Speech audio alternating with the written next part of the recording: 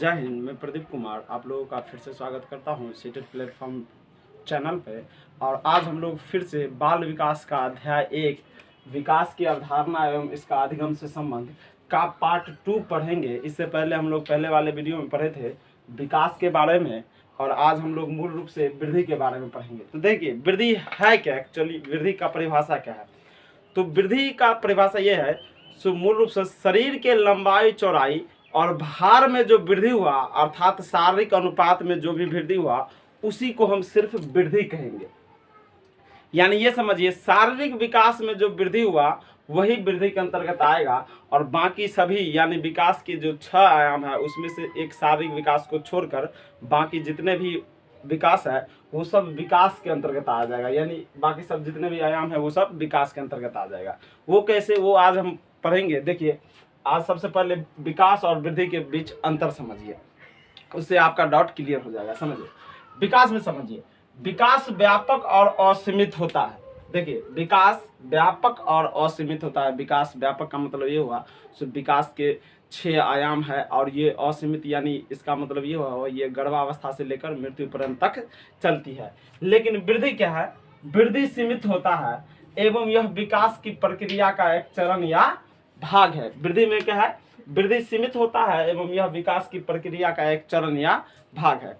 फिर अगले वाले देखेंगे, दूसरा नंबर अंतर विकास है। विकास निरंतर चलती है जो गर्भावस्था से मृत्यु पर्यंत तक चलती है, या ये कहिए से विकास जीवन पर्यंत तक चलने वाली प्रक्रिया है, विकास मृत्यु पर्यंत तक चलने वाली प्रक्रिया है, उसी को कहते हैं विकास निरंतर चलती है। तो विकास निरंतर चलती है जो गर्भावस्था से लेकर मृत्यु पर्यंत तक चलती है। लेकिन वृद्धि क्या है, वृद्धि निरंतर नहीं चलती है, यानी वृद्धि निरंतर चलने वाली प्रक्रिया नहीं है। यह जन्म से शुरू होता है और किशोरा अवस्था तक ही चलता है, यानी लगभग 18 वर्ष के आयु तक। चूंकि आपको पता है वृद्धि का संबंध सिर्फ शारीरिक विकास से है, और शारीरिक विकास तो आपको पता ही है, शरीर के लंबाई में 18 वर्ष के बाद कोई भी बच्चा बढ़ता नहीं है। क्योंकि आप घर पे भी किसी से पूछ लीजिएगा, आपका दादी से पूछेगा, सो दादी हमारा जो है सो अभी हमारा आयु 15 साल है, तो हम कितने साल तक बढ़ेंगे, तो कह देगा सो बउआ 18 साल तक ही आप बढ़ सकते हो, उससे ज़्यादा एज होगा तो आप जितना है, आप अगर नाटे हैं तो नाटे ही रह जाएंगे,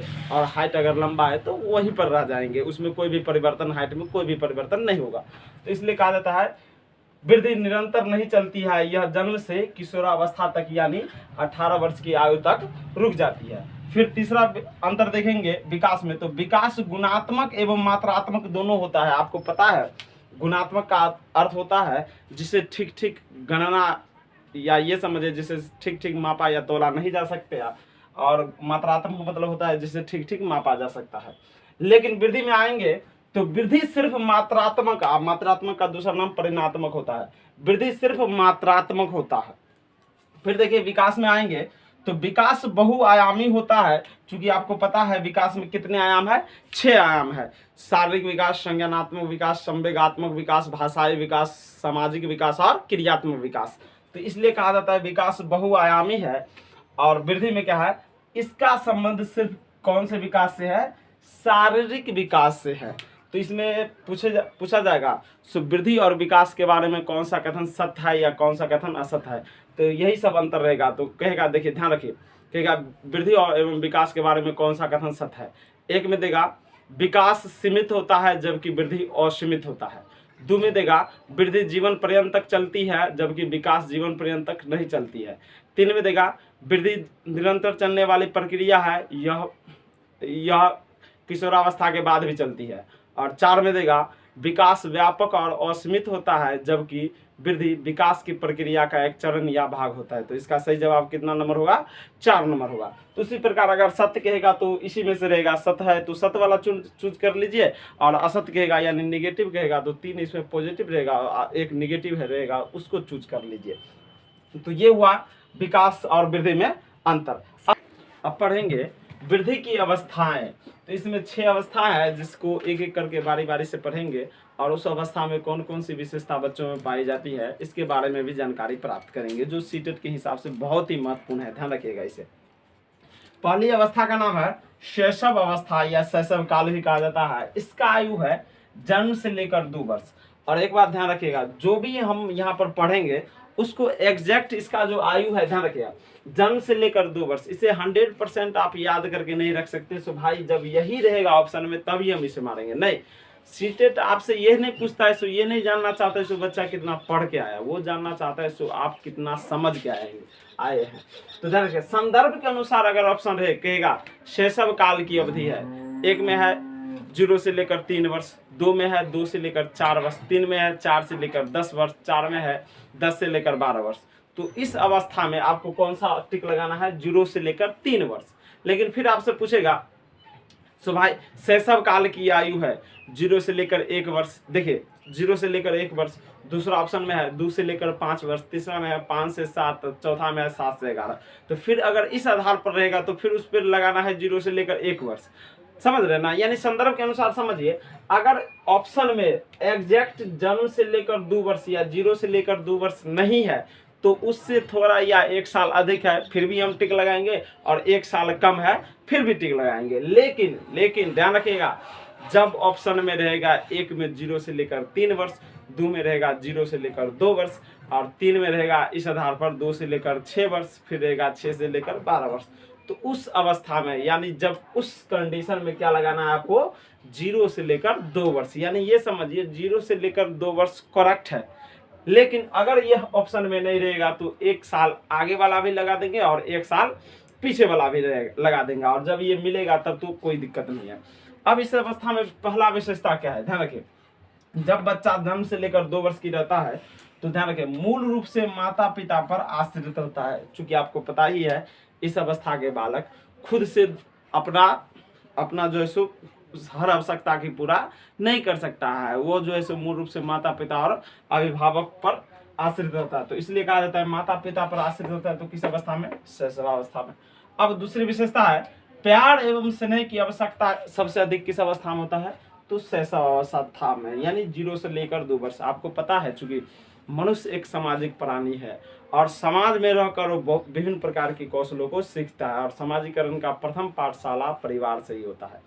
अब माता पिता बच्चे को, यानी जब छोटा बालक होता है तो अगर वो कोई भी गलती करता है तो उसके गलती को अगर प्यार से आप मतलब दूर कीजिएगा, उसके गलती को मतलब समझाइएगा, उसे सिखाइएगा, प्यार से दूर कीजिएगा, तो वो बच्चा भी बड़ा होकर एक दूसरे के साथ प्यार और स्नेह के साथ रहेगा। लेकिन जैसे ही उस बच्चे को अगर छोटे ही अवस्था में कोई गलती करेगा, कूट दीजिएगा, जैसे ही कूट दीजिएगा तो बच्चा जब बड़ा होगा तो उसके सामने यानी उसका कोई भी कार्य कोई व्यक्ति गलत रूप से करेगा तो वहाँ पर वो प्यार से नहीं समझाएगा, वो भी उसे क्या करेगा, जिस प्रकार से उसे बचपन में धो दिया गया था तो उसी प्रकार से सामने वाले को वो गर्दा छुड़ा देगा।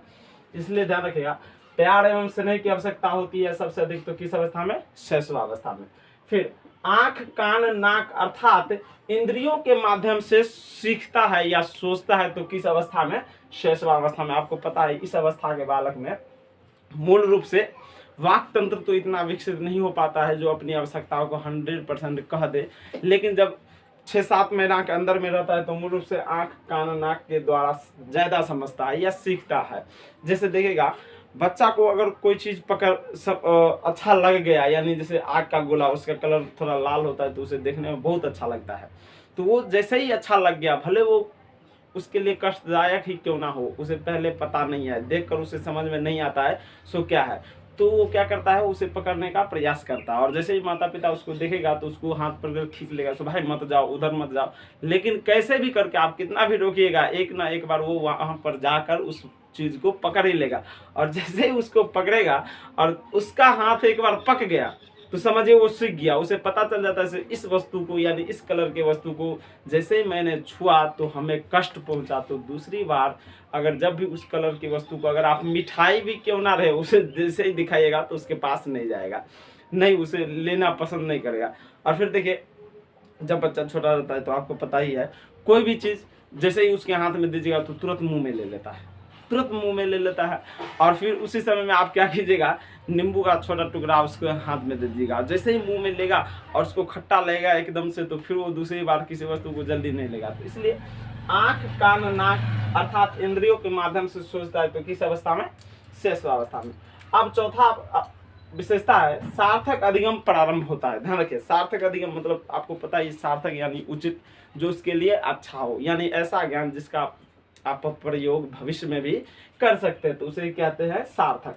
यानी आपको पता ही है, जब छोटा बालक होता है तो उस स्थिति में, यानी उस समय में जब उसे आप मम्मी पापा बाबा नाना नानी कहना सिखाइएगा तो वो सीख लेता है, लेकिन उसका प्रयोग वो भविष्य में भी करता है ना, तो उसी को कहा जाता है। सो भाई सार्थक अधिगम प्रारंभ होता है तो किस अवस्था में? शैशव अवस्था में, जिसका आयु है 0 से लेकर 2 वर्ष या जन्म से लेकर 2 वर्ष।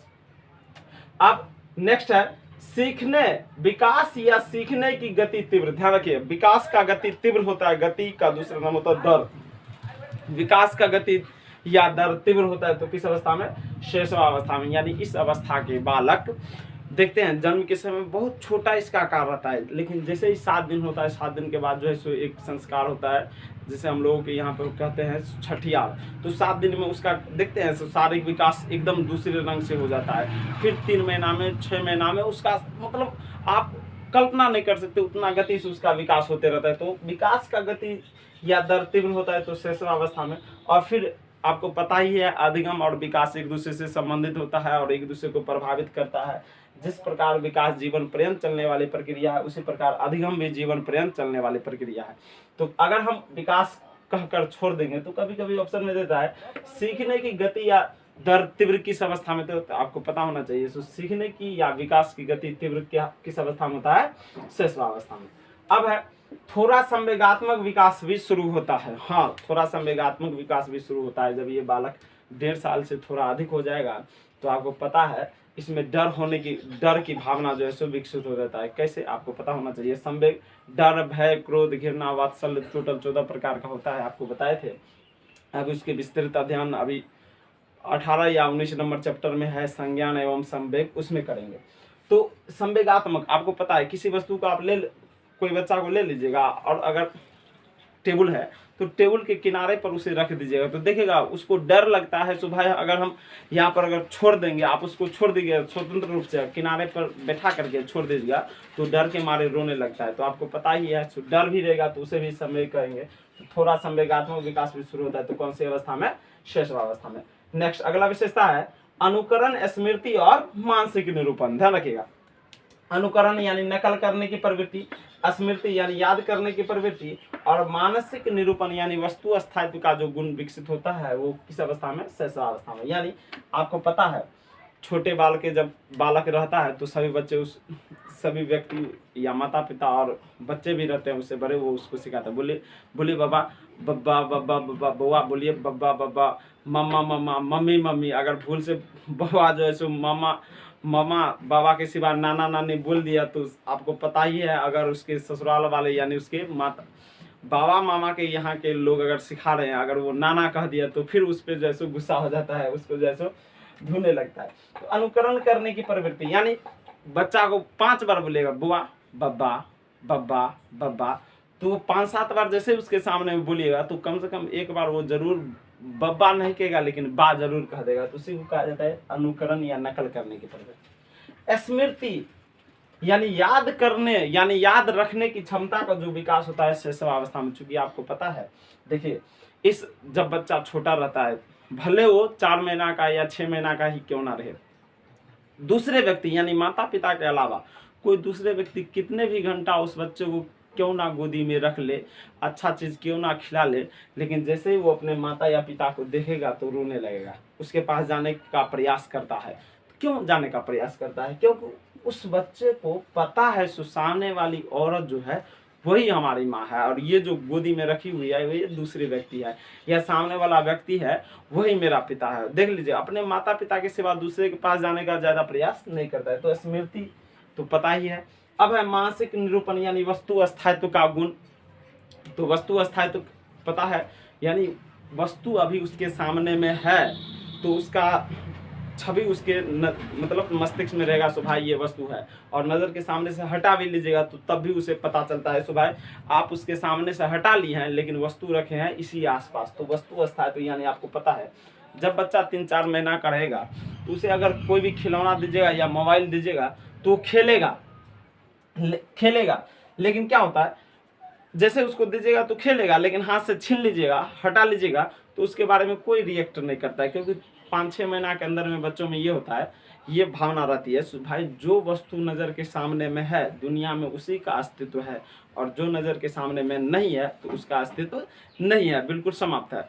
लेकिन जैसे ही वो 1.5 साल तक हो जाता है तो उसे पता चलता है भाई जो वस्तु नज़र के सामने उसको मोबाइल दीजिएगा तो खेलेगा, लेकिन जैसे ही मोबाइल नज़र के सामने से हटा लीजिएगा तो उसके लिए रोने लगेगा, क्योंकि उसे पता चल जाता है तभी से तब तक भाई आप उससे छीन न लिए हैं, लेकिन वो वस्तु यानी मोबाइल जो है उसी के आसपास रखे हुए हैं, तो वो तब तक रोता ही रहेगा जब तक उसे आप मोबाइल देकर न दे दे।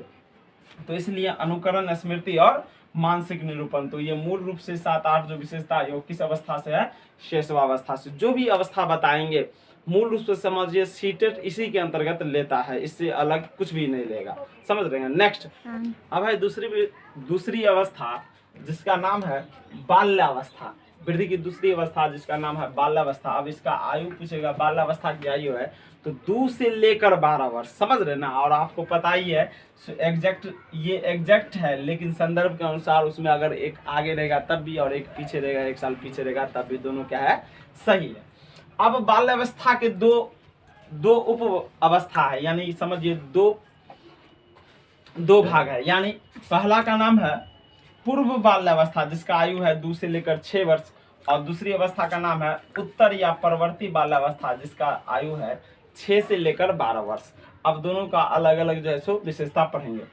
तो 2 से लेकर 6 वर्ष की आयु यानी जिसका नाम है पूर्व बाल्यावस्था, तो फिर पता है आपको 100% अगर ऑप्शन के आधार पर अगर 1 वर्ष कम भी रहेगा सो भाई बाल्यावस्था की आयु है, एक में रहेगा 2 से लेकर 8 वर्ष, 2 में रहेगा 2 से लेकर 5 वर्ष, 3 में रहेगा 5 से लेकर 10 वर्ष, फिर 10 से लेकर 12 वर्ष। तो उस आधार पर आपको लगाना है क्या, 2 से लेकर 5 वर्ष जो ऑप्शन में था वो लगाना है। यानी 1 साल अगर कम भी रहेगा तब भी और 1 साल अधिक रहेगा तब भी लगाना है, और ये एग्जैक्ट रहेगा तब दूसरे की जगह नहीं जाएंगे, ये एग्जैक्ट वाले लगाएंगे, समझ रहे हैं। तो चलिए विशेषता देखेंगे।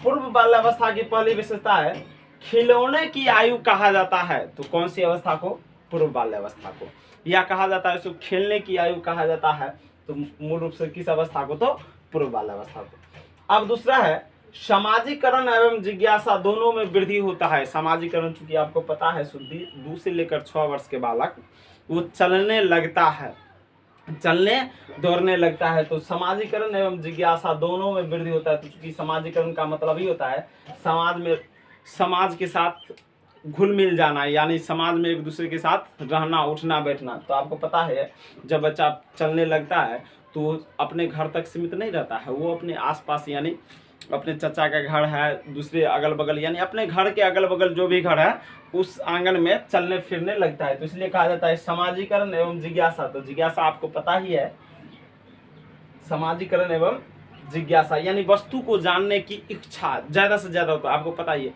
हमेशा पूछते रहता है ये क्या है, वो क्या है। कौवा अगर डाल पर वो बैठा रहेगा या आपके घर के ऊपर बैठा रहेगा तो पूछेगा वो क्या है, तो आप बोलेगा कौवा, फिर पूछेगा वो क्या है, कौवा, यानी एक ही बात को बार बार रिपीट करेगा। तो वही जिज्ञासा, हर चीज को जो चीज देखेगा, कोई भी चीज देखेगा पूछेगा वो क्या है, तो जिज्ञासा यानी किसी भी चीज को जानने की ज्यादा से ज्यादा इच्छा उसे उसमें बढ़ जाती है।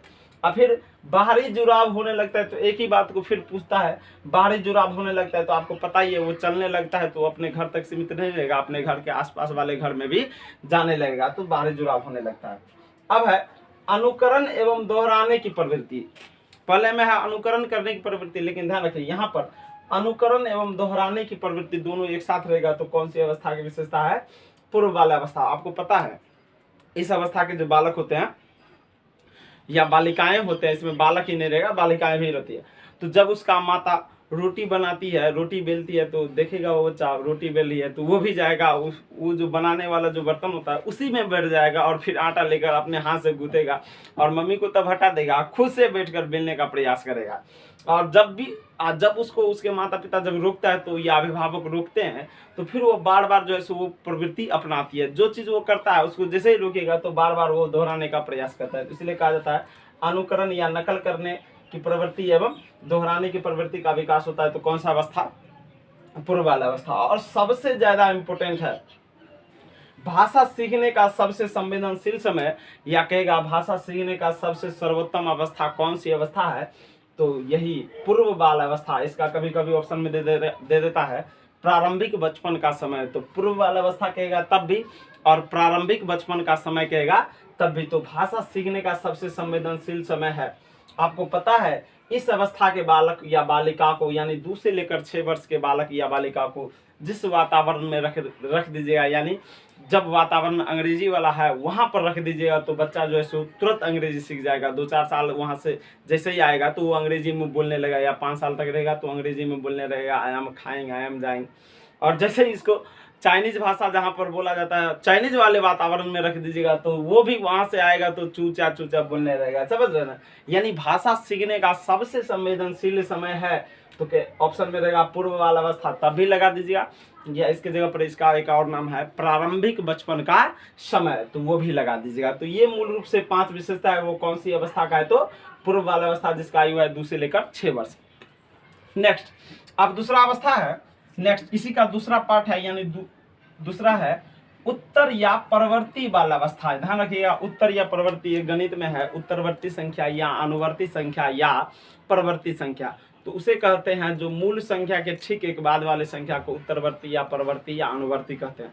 तो ये जो परवर्ती शब्द आया है वो वहीं से आया है। तो जैसे कहेंगे 5 का परवर्ती होगा तो 5 में 1 जोड़ेंगे, 5 1 6।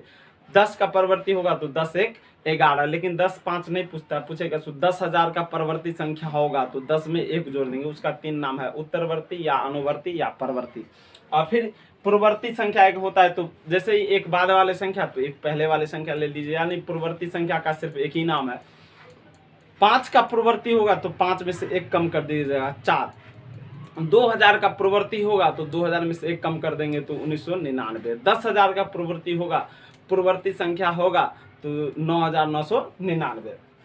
तो उसी से ये शब्द आया है परवर्ती। तो विद्यार्थी अगर कोई एक चीज ध्यान में रख लेगा तो उत्तर बाल अवस्था, उसके जगह पर देगा परवर्ती बाल अवस्था। तो जब तक पता नहीं रहेगा तो आप सही से उसका विशेषता जो भी दे देगा तो आप टिक नहीं लगा सकते। ध्यान रखें, उत्तरवर्ती या परवर्ती बाल अवस्था की आयु है कितना? 6 से लेकर 12 वर्ष। तो 6 से लेकर 12 वर्ष आपको पता है, सो ये एग्जैक्ट है। लेकिन फिर वही अगर थोड़ा आगे पीछे कहेगा तो संदर्भ के अनुसार आप तर्क के हिसाब से वहां पर टिक लगाइएगा, तो जितना कितना हो सकता है। अब इसकी पहली विशेषता है घूमने की प्रवृत्ति एवं चुनने की प्रवृत्ति। चुनने को कहा जाता है खोजी दृष्टिकोण। पता है इस अवस्था के जो भी बालक रहेगा वो ज्यादातर खासकर जहाँ पर गाँव का एरिया है हम लोगों के यहाँ, इस अवस्था के बालक कभी भी घर पर रहेगा ही नहीं। जब उसको भूख लगेगा तभी वो घर पर रहता है, उसके बाद जो है सो हमेशा घर से बाहर रहता है, या तो स्कूल में रहेगा या कहीं पर घूमता ही रहेगा दोस्त मित्र के साथ। तो घूमने की प्रवृत्ति और चुनने की प्रवृत्ति इसमें देखेगा, चुनने या खोजी दृष्टिकोण इसे कहा जाता है। लड़का अगर रहेगा तो इलेक्ट्रॉनिक सामान सब चुनेगा, चुनकर जो है सो पॉकेट में हमेशा रहेगा, गोली रहेगा या बल्ब का कोई पार्ट रहेगा या मोबाइल का भी कोई पार्ट रहेगा, तो वो सब चुनता है। और लड़कियां सब जो है सो अपने गुड़िया के लिए ज़्यादातर, इसमें कहा गया मनोवैज्ञानिक के अनुसार कहा गया सो ज़्यादातर लड़कियां जो है कपड़े के चित्रे सब चुनती है। तो घूमने की प्रवृत्ति एवं चुनने की प्रवृत्ति जिसे कहा जाता है खोजी दृष्टिकोण, तो वो किस अवस्था की विशेषता है? तो उत्तर बाल अवस्था या परवर्ती बाल अवस्था। फिर पढ़ने में रुचि के साथ साथ स्मरण क्षमता का भी विकास होता है, यानी इस अवस्था में बालकों में पढ़ने की रुचि का क्षमता विकसित हो जाता है। ध्यान रखिएगा, पढ़ने में रुचि के साथ साथ स्मरण क्षमता यानी याद रखने की क्षमता का भी विकास होता है। वो किस अवस्था की विशेषता है? तो उत्तर बाल अवस्था, जिसका आयु है 6 से लेकर 12 वर्ष। नेक्स्ट तीसरा, जीवन में अनुशासन की महत्ता समझ में आने लगती है, यानी इस अवस्था के बच्चे को अगर जो कार्य दे दीजिएगा तो आप कह दीजिएगा इसे बाबू इसको ध्यान से करना है, तो उसे पता है। सो अगर हम इसे नियम के अनुसार नहीं कहेंगे या इसको कह दीजिएगा सो घर में ही रहना है, 2 दिन तक बाहर नहीं निकलना है, तो वो बाहर नहीं निकलेगा, क्योंकि पता है अनुशासन है। जैसे ही बाहर हम निकलेंगे तो घर पे फिर आएंगे तो गर्दा छुड़ा देगा पकड़ के। अब है 4 है समूह में रहना, समूह में खेलना और समलैंगिक मित्र बनाने की प्रवृत्ति, यानी चौथी विशेषता है समूह में रहना, समूह में खेलना और समलैंगिक मित्र बनाने की प्रवृत्ति का विकास होता है। तो वो भी कौन सी अवस्था? उत्तर वाला अवस्था। या ये समझिए मित्र बनाने की जो प्रवृत्ति शुरू होता है वो इसी अवस्था में, लेकिन इस अवस्था में जो मित्रता होता है वो समलैंगिक, यानी लड़का है तो सिर्फ उसकी मित्रता लड़का के साथ रहेगा और लड़की है तो उसकी मित्रता किसके साथ रहेगी?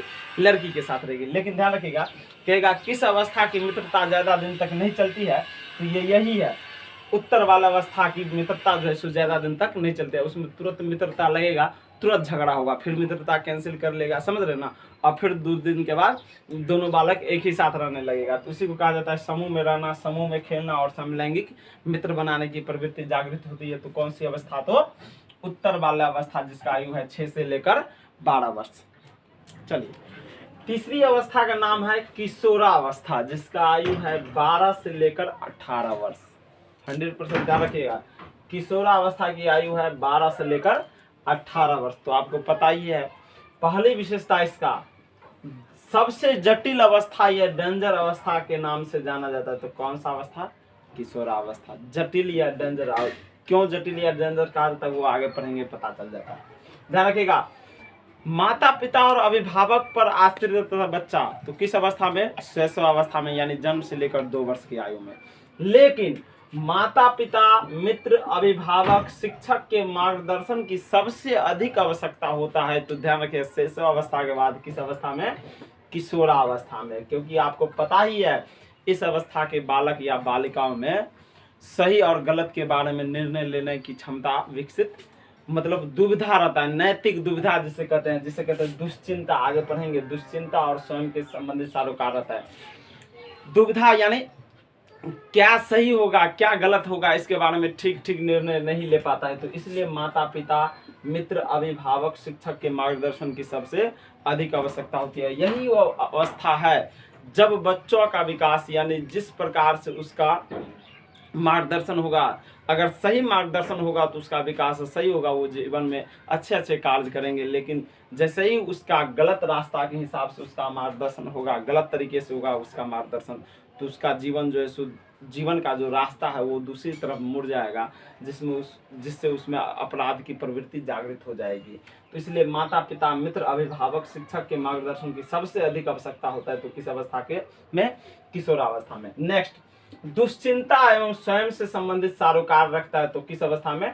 किशोरावस्था में। दुश्चिंता का मतलब होता है दुविधा, तो आपको अभी बताए हैं, दुविधा यानी सही और गलत के बारे में ठीक ठीक निर्णय नहीं ले पाना। यानी इसमें देखिएगा, जो उसका समूह रहेगा, समूह में, इस अवस्था के बालक में समूह में जो उसका समूह कार्य करेगा तो उसे लगेगा क्या वही समूह, वही काम सही है और बाकी सभी काम क्या है? गलत है। उसको लगेगा, इस अवस्था के बालक में लगेगा, उसको ये मन में आता है सो भाई समाज में जो भी नियम है उसमें थोड़ा थोड़ा बदलाव की आवश्यकता है, समझ रहे हैं ना, इसके बारे में है। और स्वयं से संबंधित सारोकार यानी मतलब रखता है इसमें पूछेगा सो किस अवस्था में बालकों में अपने माता पिता की बातों को जो है सो न मानने की प्रवृत्ति जागृत होती है। तो किस अवस्था में? किशोरावस्था में, मूल रूप से। और कहेगा कौन सी अवस्था बालकों के वयस्कता के संक्रमण की पहल करते, यानी किस अवस्था में जब बच्चा आता है तो उसे ये मालूम होने लगता है तो अब हम भी जवान होने लगे हैं, अब हमारा भी समाज में कुछ मान प्रतिष्ठा है। तो किस अवस्था में? तो किशोरावस्था में। मैं कौन हूँ, मैं क्या हूँ, मैं भी कुछ हूँ जैसी प्रबल भावना का विकास होने लगता है। तो कौन सी अवस्था? किशोरावस्था। आयु जिसका है 12 से लेकर 18 वर्ष। नेक्स्ट, समकक्ष समूह के सक्रिय सदस्य, या कहिए अपने समूह के सक्रिय सदस्य बन जाते हैं। तो कौन सी अवस्था में? किशोरावस्था। यानी इस अवस्था के बालक के मित्र अगर 1 बजे रात में भी कॉल करके बोलेगा सो भाई जल्दी आओ कोई कार्य है, तो वो कभी भी रुकेगा नहीं, तभी चल जाएगा, समझ रहे ना। यानी मित्र बनाने की जो प्रवृत्ति अपने समकक्ष समूह के सक्रिय सदस्य होते हैं। कभी भी किसी भी अवस्था में देखते हैं, झगड़ा एक से हुआ, एक कॉल मारा तो वहां पर जो है 20-25 पहुंच गया, उसे कोई मतलब नहीं है सो हमारा भविष्य कहाँ जाएगा, हमारा मित्र सही किया या गलत किया, उससे कोई मतलब नहीं है। लेकिन अपने मित्र को बचाना है तो बचाना है, समझ रहे ना। तो समकक्ष समूह के सक्रिय सदस्य बन जाते हैं। और ध्यान रखिएगा, 12 से लेकर 14 वर्ष में लड़कों के अपेक्षा लड़कियों के शारीरिक विकास एवं मांसपेशी में वृद्धि होती है। पहले 12 से लेकर 14 वर्ष में किसके शारीरिक विकास एवं मांसपेशी में वृद्धि होती है? तो लड़कियों के। और फिर 14 से लेकर 18 वर्ष की अवस्था में लड़कियों के अपेक्षा लड़कों के शारीरिक विकास एवं मांसपेशी में तेजी से वृद्धि होती है। तो ये मूल रूप से 6-7 है जो मूल रूप से किशोरावस्था की विशेषता है। और पता ही है सो विकास व्यापक होता है। तो किस अवस्था में? किशोरावस्था में। किस अवस्था में किशोरों में सबसे अधिक शारीरिक परिवर्तन देखने को मिलता है? तो कौन सी अवस्था में? किशोरावस्था में। कभी कभी कह देता है, ऑप्शन के आधार पर दे देता है सो 13 वर्षीय बालक अपने माता पिता की बातें को नज़रअंदाज करता है या कभी कभी नहीं मानता है, तो वो किस अवस्था की विशेषता है। लेकिन विद्यार्थी वहाँ पर समझ नहीं पाता है, वहाँ पर आयु दे दिया, सो 13 वर्ष का बालक है। तो जब 13 वर्ष की बालक है तो आपको पता ही है सो किशोरावस्था की आयु क्या है, 12 से लेकर 18। तो कभी कभी ऑप्शन में भी आयु के आधार पर भी नहीं पकड़ में आता है, तो उस समय विद्यार्थी मार देगा उत्तर वाला अवस्था। लेकिन समझ लीजिए आयु के आधार पर टिक लगा दीजिएगा, तो कौन सा अवस्था, किशोरावस्था।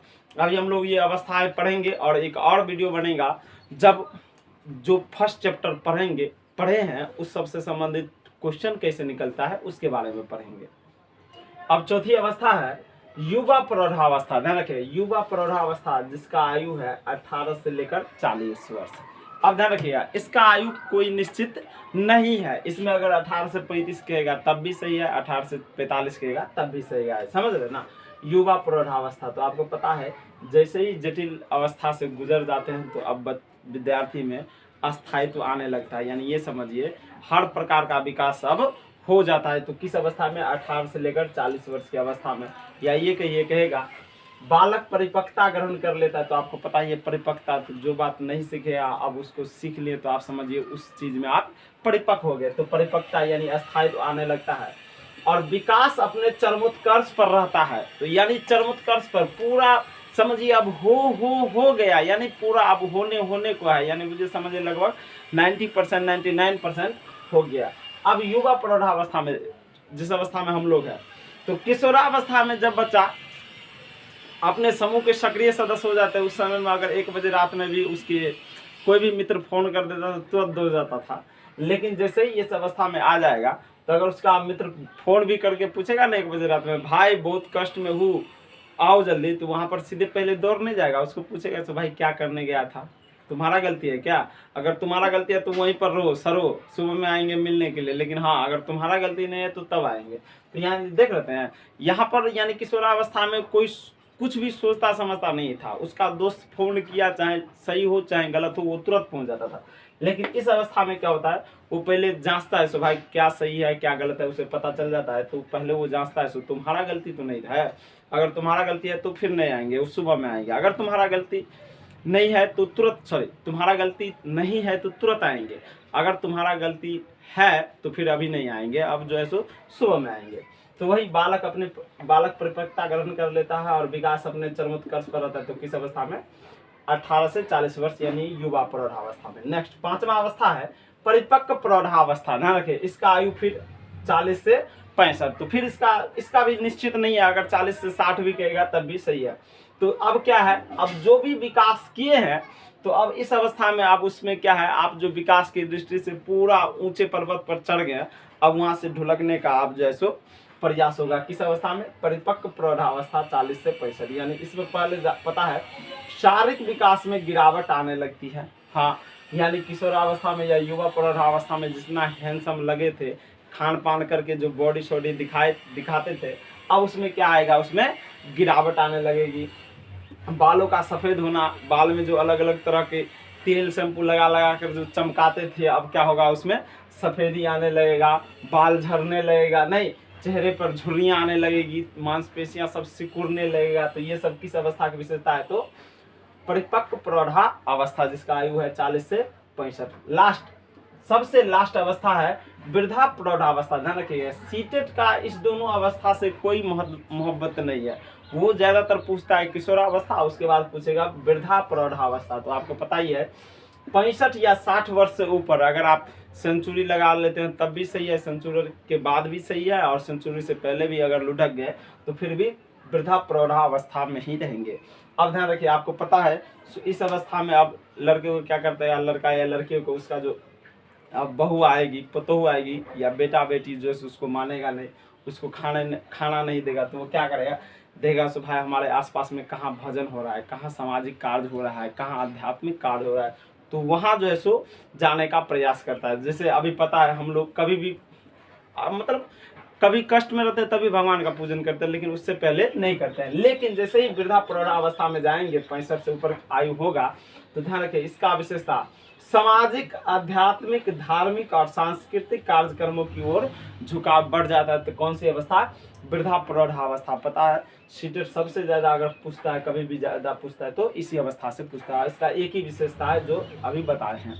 नेक्स्ट अब है विकास एवं वृद्धि को प्रभावित करने वाले कारक। वृद्धि की अवस्थाएं पूरा हो गया, अब है लास्ट पॉइंट है विकास एवं वृद्धि को प्रभावित करने वाले कारक। तो आपको पता ही है प्रभावित का मतलब होता है या जो गति चल रहा है उसमें या तो थोड़ा वृद्धि कर दे या थोड़ा कम कर दे या रोक ही दे या ज़्यादा वृद्धि कर दे या ज़्यादा कम कर दे, जो भी प्रभावित करे, जो भी कार्य करेगा तो वो सब हो जाएगा प्रभावित करने वाले कारक।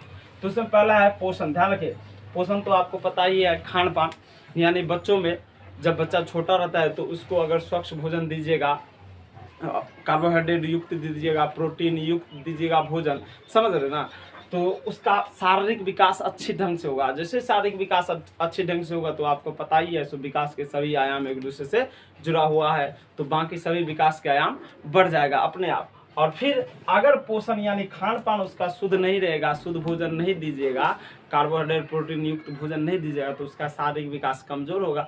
और जैसे ही शारीरिक विकास कमजोर होगा तो आपको पता ही है विकास के सभी आयाम कमजोर हो जाएगा। तो यह है प्रभावित करने वाले कारक। नेक्स्ट दूसरा है बुद्धि। तो बुद्धि कैसे प्रभावित करेगा, ध्यान रखिएगा।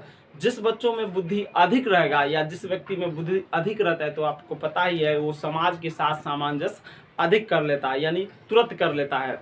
और जिसमें बुद्धि कम है तो वो समाज के साथ सामंजस्य नहीं कर पाएगा। तो फिर आपको पता ही है एक विकास है सामाजिक विकास भी होता है, तो सामाजिक विकास भी बढ़ जाएगा तो फिर भी बाकी विकास बढ़ जाएगा, और सामाजिक विकास भी कम हो जाएगा तो फिर सभी विकास कम हो जाएगा।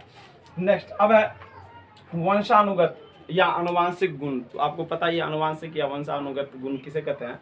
तो माता पिता एवं पूर्वजों का गुण जो बच्चों में आता है तो उसे ही कहते हैं आनुवांशिकता या वंशानुक्रम। आपको पता ही आनुवांशिकता का जनक किसे कहा जाता है, तो ग्रेगर जॉन मेंडल का। इसके बारे में पर्यावरण में पढ़ेंगे। तो आनुवांशिकता, अगर माता पिता से अच्छे गुण बच्चों में आया है तो फिर अच्छे गुण आया है तो बच्चों का विकास सार्थक होगा। अगर गलत गुण आ गया है तो फिर उसका विकास जो है सो निरर्थक हो जाएगा। तो फिर वही हुआ प्रभावित करने वाले कारक ज़्यादा होगा या कम होगा। अब देखिए लिंग कैसे प्रभावित करेगा। तो आपको पता है हमारे यानी अगर पूछेगा सो लैंगिक भेदभाव बच्चा कब कहाँ सीखता है, तो आंसर होगा समाज में। तो हमारे समाज में लैंगिक पूर्वाग्रह या पक्षपात ज़्यादा विद्यमान है। अभी के हिसाब से अभी 2021 चल रहा है तो अभी तो कम है, लेकिन उस समय में यानी 2000 ईस्वी में उस समय में ज़्यादा था, यानी लड़के को ज़्यादा स्कूल भेजते थे, लड़कियों को कम। तो लिंग कैसे प्रभावित करता है, ध्यान रखिए।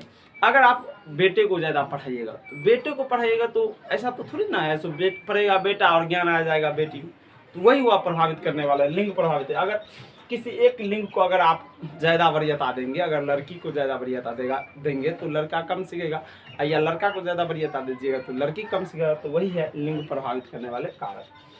अब है पांचवा वायु एवं प्रकाश। तो आपको पता है विकास के लिए या मानव के लिए वायु और प्रकाश की कितनी जरूरी मतलब कितनी अधिक महत्ता है। प्रकाश जो हम लोग वायु जो हम लोग सांस लेते हैं, नए ऑक्सीजन 21%, अभी कोरोना के काल में ऑक्सीजन की सबसे ज़्यादा किल्लत हो गई है। वायु एवं प्रकाश, और प्रकाश आपको पता ही है हमारे हड्डी के लिए कितना अच्छा है, विटामिन डी उससे मिलता है जिससे हमारी हड्डी मजबूत होता है। तो यही है वायु एवं प्रकाश कैसे प्रभावित करेगा। तो ध्यान रखिए वायु अगर स्वच्छ है, शुद्ध है, तो हम लोग सांस लेंगे तो हम लोग कभी भी बीमार नहीं पड़ेंगे। और फिर प्रकाश अगर स्वच्छ रूप से आ रहा है तो विटामिन डी शरीर में आएगा तो हड्डी कमज़ोर नहीं होगा, मजबूत होगा, तो हम लोग कोई भी कार्य आसानी से कर सकते हैं। और वही अगर वो प्रदूषित, अभी पता ही है जैसे पटना सब दिल्ली सब में कितना प्रदूषण बढ़ गया है, वायु प्रदूषण, तो उसमें कहा जाता है अगर कोई भी व्यक्ति अगर धूम्रपान नहीं भी करता है, अगर दिल्ली में एक दिन सांस लेता है तो वो उतना प्रदूषण ऑलरेडी अपने शरीर में ले लेता है जितना आप 10 सिगरेट पी कर लेते हैं। तो पता ही है।